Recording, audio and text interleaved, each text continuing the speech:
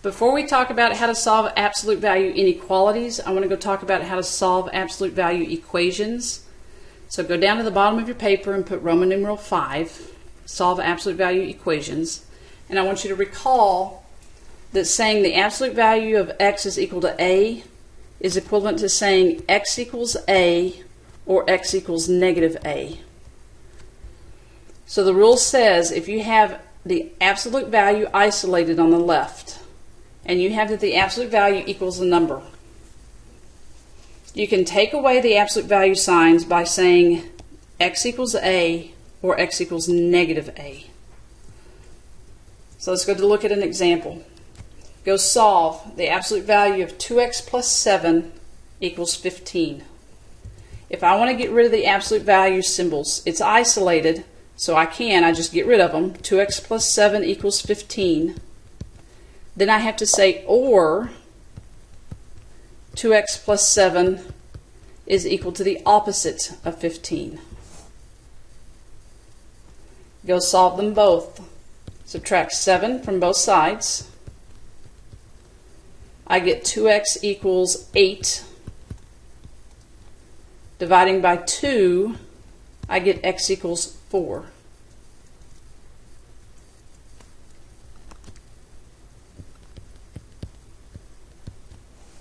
Or, on the next one, if I subtract 7 from both sides, I get 2x equals negative 22.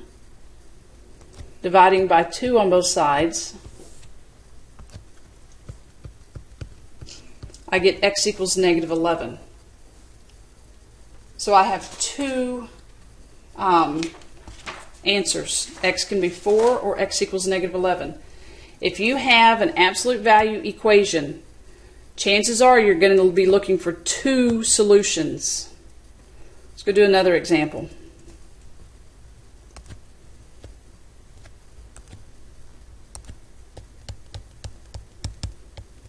Go solve the absolute value of x minus 4 plus 5 is equal to 2.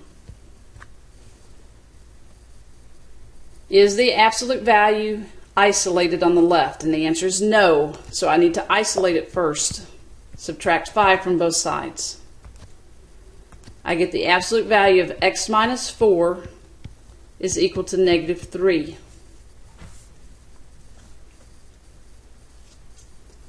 Okay, stop right there. Can the absolute value ever equal a negative number? The answer is no, so I don't need to do anything else. I can write no solution.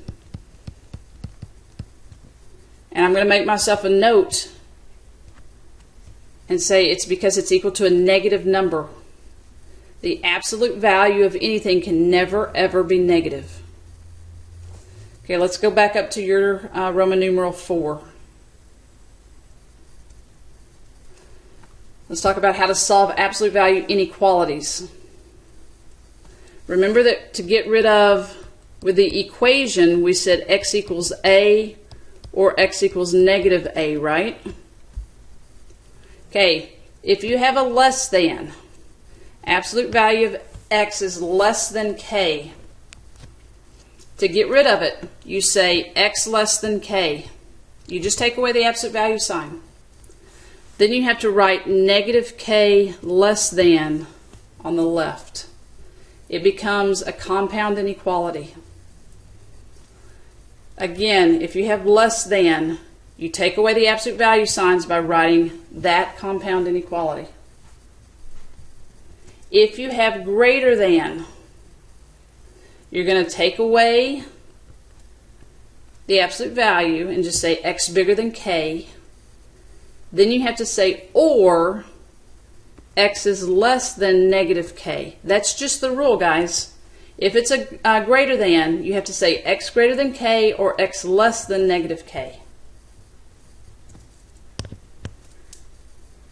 Okay, these statements also hold true for less than or equal to and greater than or equal to respectively. Meaning, if you have absolute value of x less than k, or less than or equal to k, you say negative k less than or equal to x less than or equal to k. If you have absolute value of x greater than or equal to k, you write it x greater than or equal to k or x less than or equal to negative k. 3 examples. Absolute value of x plus 3 less than or equal to 5. Is this isolated? Is the absolute value isolated? And the answer is yes. So to get rid of the absolute value sign, I just say x plus 3 less than or equal to 5. Then I have to go on to the left and say negative 5 less than or equal to. Now let's get x by itself in the middle. Subtract 3 from all 3 sides. Negative 8 less than or equal to x less than or equal to 2. The graph, negative 8, 2. I want everything in the middle. Negative 8 less than or equal to x, so that's a bracket. X less than or equal to 2, so 2 is a bracket. My answer in interval notation is bracket, negative 8, comma, 2, bracket. Number 2. Is number 2 isolated? The answer is no. So I need to isolate it first before I can remove the absolute value symbol. I need to add 4 to both sides. Now I have absolute x plus 1 greater than or equal to 5. Now I can get rid of the absolute value symbol by saying x plus 1 greater than or equal to 5 or x plus 1 less than or equal to negative 5. That's just coming straight from the rule. Now let's get x by itself. Subtract 1 from both sides. I get x greater than or equal to 4. Second inequality, if I subtract 1 from both sides, I get x less than or equal to negative 6. My number line, negative 6 and 4. Okay, for all x's that are greater than or equal to 4, goes this way with a bracket. All x's less than or equal to negative 6 goes this way with a bracket. And remember that I'm with an or. I have an or. What does or mean? It can be pink or green. So my answer would be negative infinity to negative 6 with a bracket, union 4 with a bracket to infinity.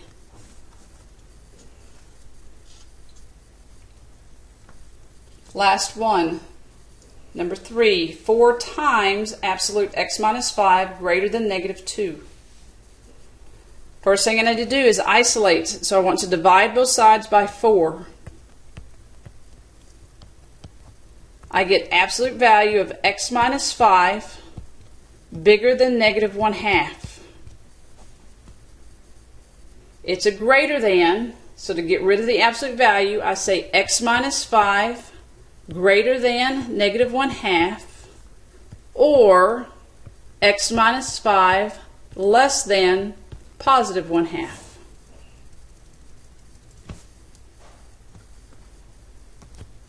If I add 5 to both sides, I get x bigger than 4.5, or if I add 5 to both sides, I get x less than 5.5. On my number line, 4.5, 5.5. X is bigger than 4.5, shade to the right with a parenthesis. X is less than 5.5, I want to shade to the left of 5.5 with a parenthesis. Now remember, this is an or statement. It can be pink or green. What part of that number line is colored either pink or green? And the answer is all of it. This part's colored, that part's colored, and that part's colored. So my answer is going to be negative infinity to infinity. I saw that before we even started working, because I looked at this and said, okay, when is the absolute value going to be greater than a negative number? Always. So no matter what value you plug in for x, that's always going to be true. So the answer would be negative infinity to infinity. I would have gone straight from the problem to that answer. If you don't see that, then you need to go through and show all that work. But no matter which way you do it, you're going to come up with the same answer. That's the fun of math. As long as you do it using the correct rules, it doesn't matter how you do it, what rules you do first, you should get the same answer.